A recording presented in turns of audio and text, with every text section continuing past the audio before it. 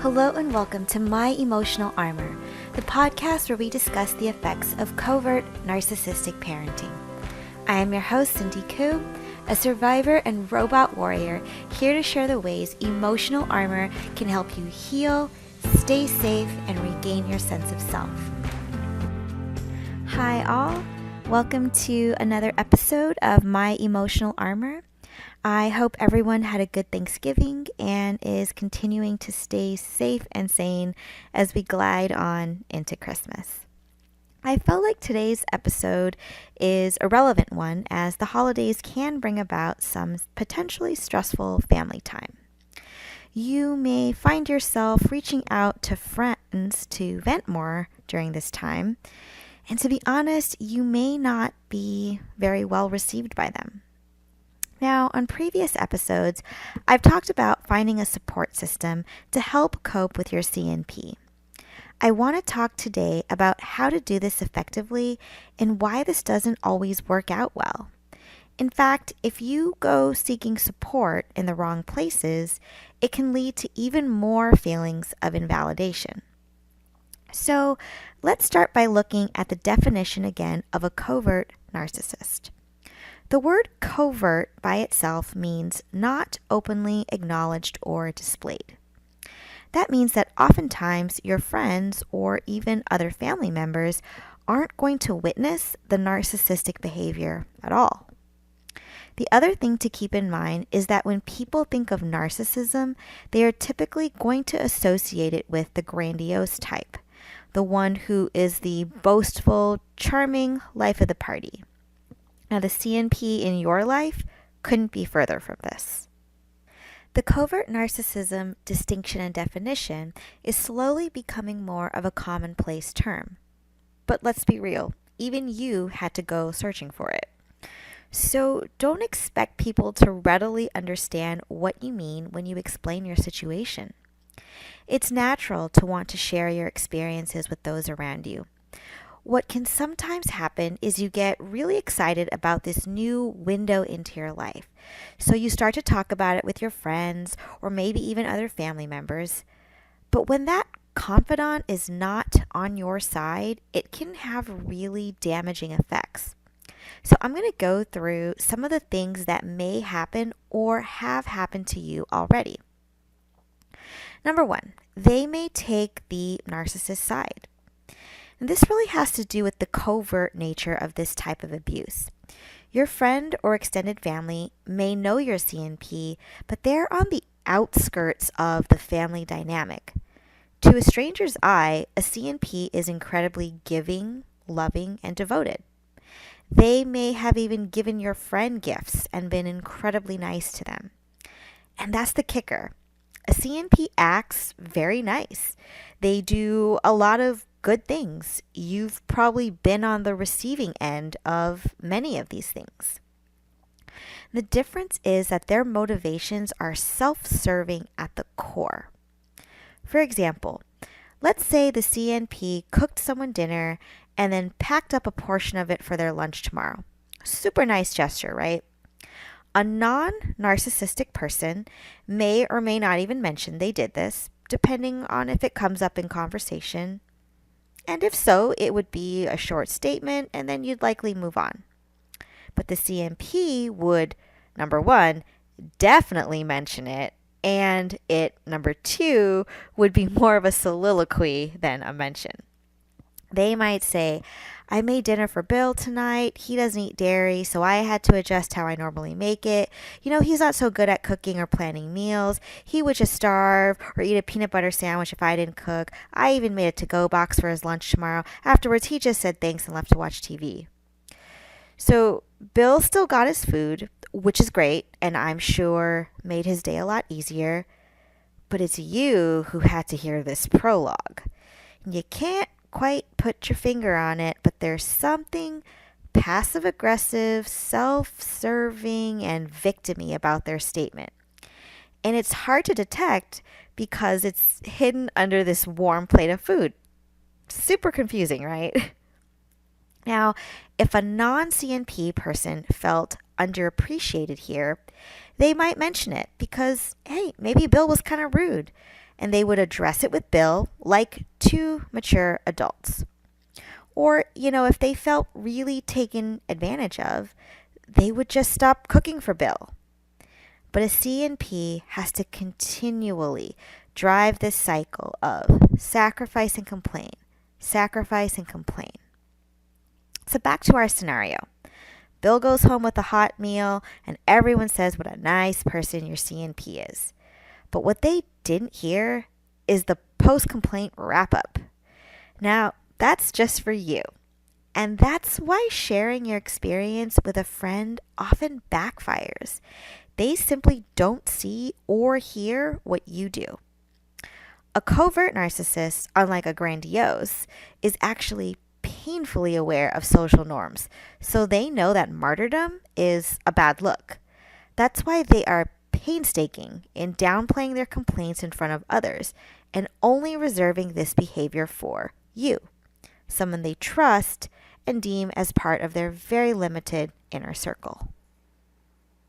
So in this way, you can probably understand how a friend might take the CNP's side here.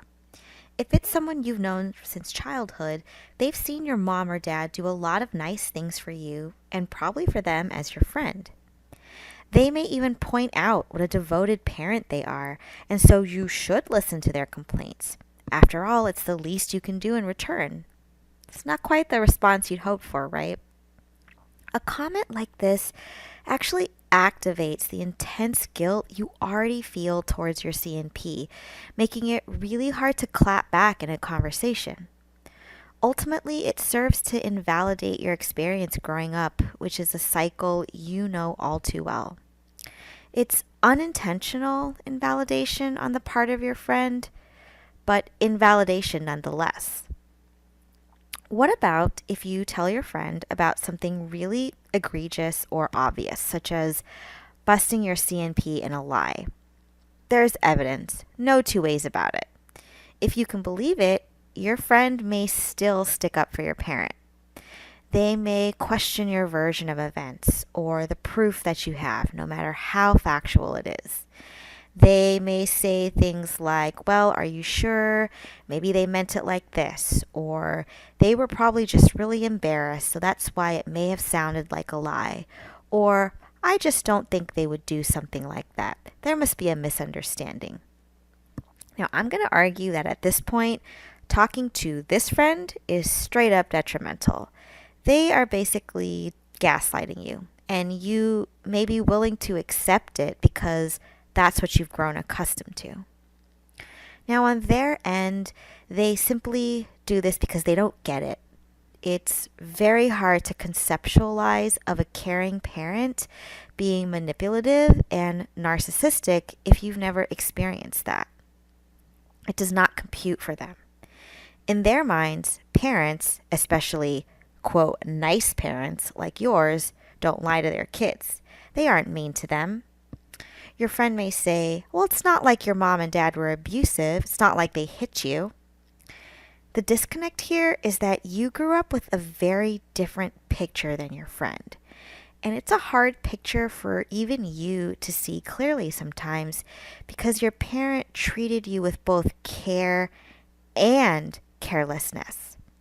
They expressed love towards you, but they also treated you in ways that were the opposite of loving. Now, I really struggled with this personally. I confided in a friend that I really respect and love, and she would continually side with my CNP. It hurt, yes, but more than that, it really hindered my healing and growth as a person. Because of her inability to understand my perspective, I stayed in a state of denial about my own situation. And that is not her fault. She meant well, and it's not her job to understand me. It's my job to understand me, just like it's your job to understand you. I took her response really personally at first. And what helped me get through that was I realized that, like myself, she was speaking and defending my CNP from her own perspective. And her perspective is the one I should have had. She's right. Parents should not manipulate their children or gaslight them or treat them differently behind closed doors. In order for my friend to truly understand me, she would have had to go through the same thing I did. And I wouldn't wish that on her or anyone. And I'm sure you wouldn't either. So that explanation, if you will, has helped me be less reactive to my friend taking my CNP's side. And then the other thing is I just stopped talking about it with her. Simple as that. She's just no longer my person for this topic. I let go of trying to make her get it, and I focused instead on healing myself elsewhere. And I mean, we're still really close. I adore her still, and we honestly have like 1,000 other things to talk about. Once I stopped trying to essentially get from her what wasn't hers to give, there was a lot less internal drama over the whole thing. Now, another reaction you may experience is a completely blank stare or some form of no response. And this happens for two reasons. One is that your friend simply doesn't know what to say and you sort of shock them out of words. But the second reason is the more common one from my experience, and that's that they basically don't want to talk shit about your parent. There's this unspoken rule that you can speak ill of your family, but another person can't. It's sort of the same mentality as it being okay to make fun of your own race, but if you make fun of another race different from your own, then that's derogatory and racist. Similar unspoken rule here. Now, your friend may agree with what you're saying about your CNP, but they feel uncomfortable confirming anything because you might get angry at them for talking crap about your mom or dad. If this happens, change the subject. You would deal here the same as I mentioned before. Know that this is not a topic for this friend. Their discomfort is about them, not you. When you find you are not getting what you need from certain people, it's time to shift. The friend or family member you are confiding in either doesn't get it or doesn't want to respond. And so talking about this with them is a waste of time for both of you. Going back to what I said before, making another person get you is not your responsibility. And even if it were, you can't make someone know what they don't know.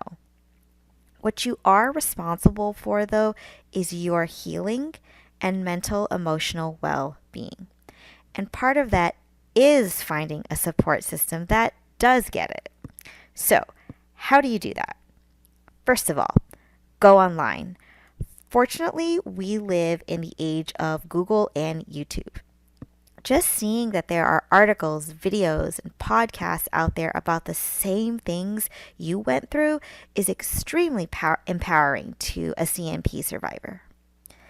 It makes you feel less alone, but more importantly, it's validating. It's a way to work up to self-validation, something that likely has been very difficult for you. For myself, I remember just discovering that there were terms for things like word salad, enmeshment, engulfment, narcissistic supply. Learning those words and their definitions felt really good. There's a lot of pushback against labels, but if the shoe fits and it helps you feel supported, then I say name the puppy. Forget the rules if it's about what's helpful. I think labels lose their values when we use them as hard equations and don't allow for a spectrum or gray area. So having said that, do some research. Go online. YouTube is a wonderful resource. My favorite channels for covert narcissism are from Lisa Romano, Dr. Ramani, and Abdul Saad. I've mentioned them before, but I'll also add links again in the show notes. Now, next thing, and I hate to sound so trite and trendy, but find your tribe. Narcissism is actually pretty prevalent, but it's not something all of us necessarily talk about. A friend of mine was telling me about a narcissistic ex, and without knowing my story explicitly, she asked me if I'd ever experienced narcissism. I told her yes, and she said she'd always thought so. This opened up a really deep conversation and connection between us. And now I know she's someone I can go to when I'm experiencing the effects of my CNP. So I would urge you to do the same. If you think that someone you know may have experienced covert narcissism, it's okay to ask. In your question, just don't label their parent, partner, or whomever as such. Simply ask and let them answer. If they say no, then move on. Now, I'm going to caution here about talking to other family members. Because your covert narcissist is your parent, I would say it's best to keep your support system on this topic outside of the family. This will help avoid unnecessary drama and retaliation towards you. Your emotional safety is priority here. Find your tribe online with friends as far away from your CNP as possible. Resist the urge to get family members to take your side. Number one, it's going to get back to the CNP. It always does with families. Relatives talk. And when it does, who's going to pay the price? You. If you do decide to confide in a family member, make sure it's someone you really trust. The goal here isn't to gain blood allies. It's to help you heal and get support. So it's important that you do that as safely and drama-free as possible. And then lastly, and most importantly, seek therapy. I can't recommend this one enough. It's not just about venting and hiring someone to listen to your problems. Unlike friends and confidants, a therapist is not coming at you with a personal perspective. They are approaching you through the lens of mental health because that's their job. They are professionally trained to ask questions and get to know your situation in order to guide you towards the life you want to live, not the life they think you want or should have. And if your therapist is doing anything other than that, or you're feeling judged in any way, please get a new one. I personally have been in online therapy consistently for the better part of the last year, and then off and on for the last 8 years or so. And I have to say, this stint since discovering my parent was a covert narcissist has been my most successful. The way I can tell is I'll have interactions with people who aren't even my CNP, and I can see a difference from how I would have felt and acted 1 year ago. I feel like I'm finally expressing myself in the way I've always wanted to. And as a result, I feel calmer in these same interactions that would have left me frazzled before. So if you aren't already in therapy, and I know many of you are, please do consider it. Some online platforms are BetterHelp and Talkspace, which are pretty reasonable and often have new member discounts. I personally use my HSA at work to cover some of the cost. And if you can only do it for a short period of time, that is for sure better than nothing.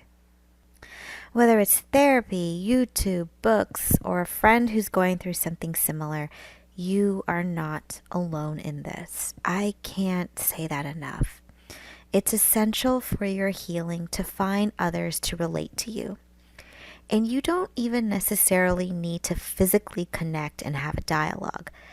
I can't tell you how incredible the online resources and community has been for me personally. And I know by your emails that you feel the same.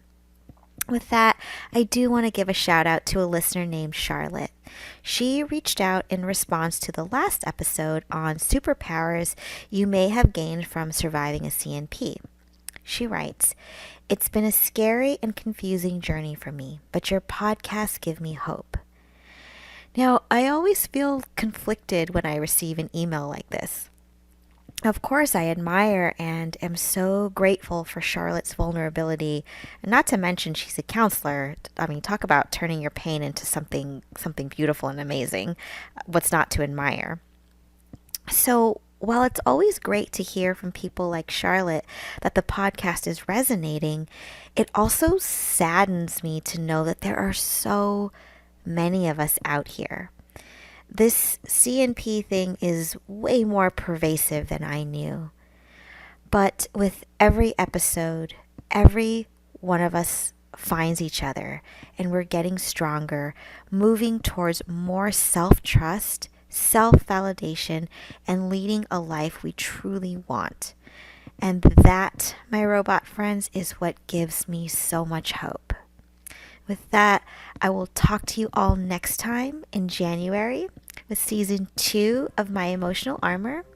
So till then, have a wonderful holiday, everyone, and please stay safe. Thank you again for tuning into this episode of My Emotional Armor. If you liked what you heard, please subscribe and leave a review. And if you have any topics you'd like to hear about on the show, please fill out the contact form online at myemotionalarmor.com. I'll see you guys next time, and as always, stay safe and armored up.